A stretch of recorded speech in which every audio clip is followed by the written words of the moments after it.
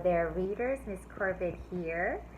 So today we're going to be reading chapter 15 only, and then we're going to go deep into the details of the last three chapters and how we're going to identify those secondary characters, how they affect Opal. In this case, it was Otis, his past, what people know and what the preacher doesn't know about Otis, and how does this affect Opal, and also the Dewberry brothers, how do they affect and pressure, kind of like peer pressure, Opal into not hanging out with adults, and how this community is kind of concerned about Opal be hanging out with too many adults. So we're going to see that, we're going to analyze that, all these pressures, all these problems, and what the roles of each character is, so we can understand the story in a deeper way. So, are you ready to get started? We are going to continue now with chapter 15. Chapter 15. The Herman W. Block Memorial Library's air conditioning unit didn't work very good, and there was only one fan. And from the minute me and Winn Dixie got in the library, he hugged it all. He lay right in front of it and wagged his tail and let it blow his fur all around. Some of his fur was pretty loose and blew right off of him like a dandelion puff. I worried about him hugging the fan, and I worried about the fan blowing him bald. But Miss Franny said not to worry about either thing, that Winn Dixie could hug the fan if he wanted, and she had never in her life seen a dog made bald by a fan. Sometimes, when Miss Franny was telling a story, she would have a fit. They were small fits, and they didn't last long. But what happened was, she would forget what she was saying. She would just stop and start to shake like a little leaf. And when that happened, when Dixie would get up from the fan and sit right at Miss Franny's block side, he would sit up tall, protecting her, with his ears standing up straight on his head like soldiers. And when Miss Franny stopped shaking and started talking again, when Dixie would lick her hand and lie back down in front of the fan. Whenever Miss Franny had one of her fits, it reminded me of Winn Dixie in a thunderstorm. There were a lot of thunderstorms that summer, and I got real good at holding on to Winn Dixie whenever they came. I held on to him and comforted him and whispered to him and rocked him, just the same way he tried to comfort Miss Franny when she had her fits. Only I held on to Winn Dixie for another reason too. I held on to him tight so he wouldn't run away. It all made me think about Gloria Dump. I wondered who comforted her when she heard those bottles knocking together, those ghosts shattering about the things that she had done wrong. I wanted to comfort Gloria Dump, and I decided that the best way to do that would be to read her a book. Read it to her loud enough to keep the ghosts away. And so I asked Miss Franny. I said, "Miss Franny, I've got a grown-up friend whose eyes are going on her, and I would like to read her a book out loud. Do you have any suggestions?" "Suggestions?" Miss Franny said. "Yes, ma'am. I have suggestions. Of course, I have suggestions. How about Gone with the Wind? What's that about? I asked her. Why, said Miss Franny, it's a wonderful story about the Civil War. The Civil War? I asked. Do not tell me you have never heard of the Civil War. Miss Franny Block looked like she was going to faint. She waved her hands in front of her face. I know about the Civil War, I told her. That was the war between South and the North over slavery.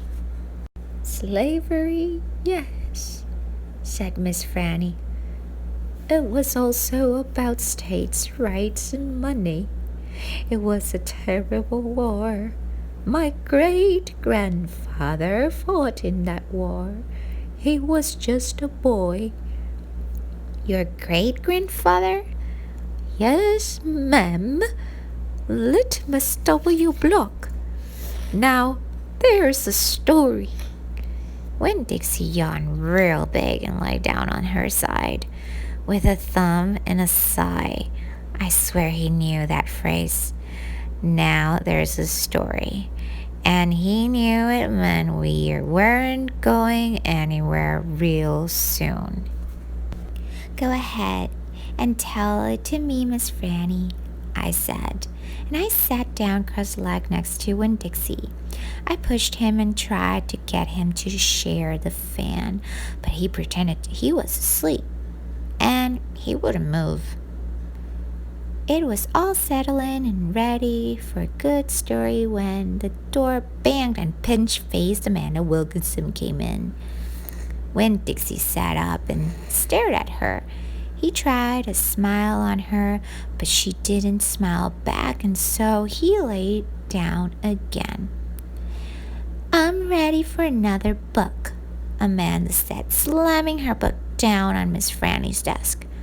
Well, said Miss Franny, maybe you wouldn't mind waiting.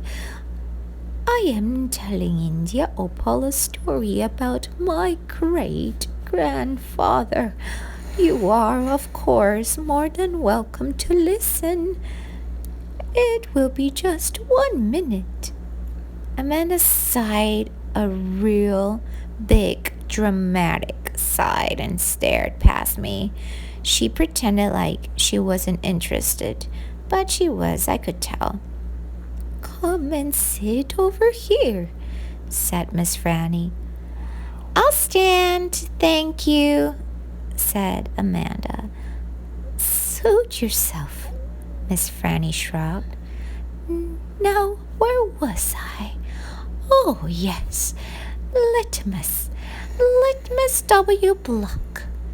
So readers, we've come to the end of chapter 15. So now is our chance to look at Opal's journey throughout this story, how she has moved through the story mountain. And we need to keep track of, first of all, the problems and the reaction to these problems that Opal have encountered. So clearly in chapter 13, we see how Opal reacts to the attacks of the Dewberry brothers, the verbal attacks of her decisions to hang out with Otis and Gloria. And she yells at them back, she tells a lie, but also she usually avoids them, tries not to be or hang out with them. Because they're mean to her. So in chapter 14, we see how she confronted the issue of Otis being in jail and she knowing it and not telling her father, but still she wants to tell an adult. So she finds Gloria and tells her about Otis being in jail. And in chapter 15, we also see that she keeps thinking about Gloria and her problems, and she wants to help her. So a way also to confront problems from Opal's part is trying to being caring and thinking about it. about others. So now let's look into considering the roles of the secondary characters. Are they advisors, sidekicks, or challengers? So here in chapter 13, we can see a variety of secondary characters emerging and having specific roles in here.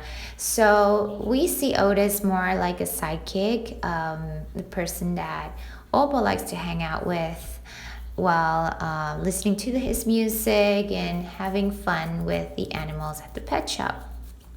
But then we have the Dewberry brothers, who usually have a very challenging role for Opal, causing her problems and making her feel bad. And that is basically the challenger type of role in the characters that we find in these two brothers. And then we have Miss Franny, who is sometimes an advisor and sometimes a sidekick as she tells stories. But then we have Gloria, who is very, she matches that role of advisor, as you can see. When, for example, Opal tries to tell her about Otis, and then Gloria telling her not to judge people by their history, but what they are doing right now. And we're going to see that a little bit more deeply later. And then we also see Miss Franny as the advisor sometimes when Opal asks her for the book.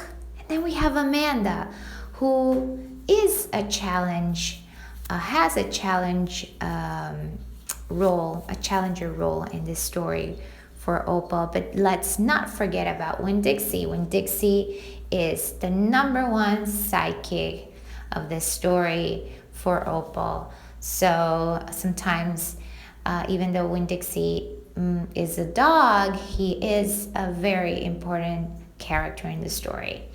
And then we have to consider also or notice the characters that are tested during the climax. And I just want to focus on this part where Amanda comes in.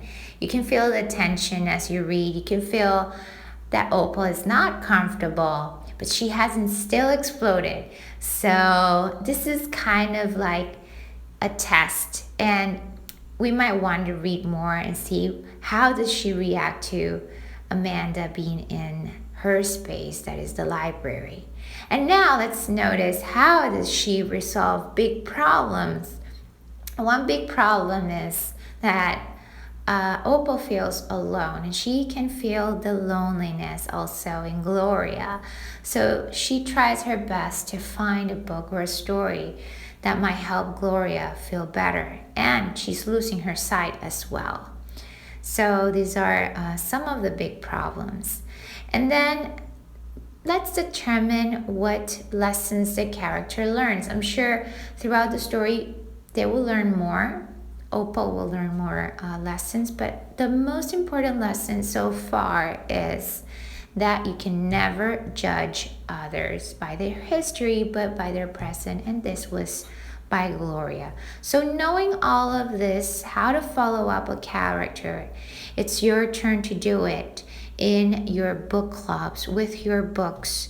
And remember always to keep track of your reading and have fun with this. Bye.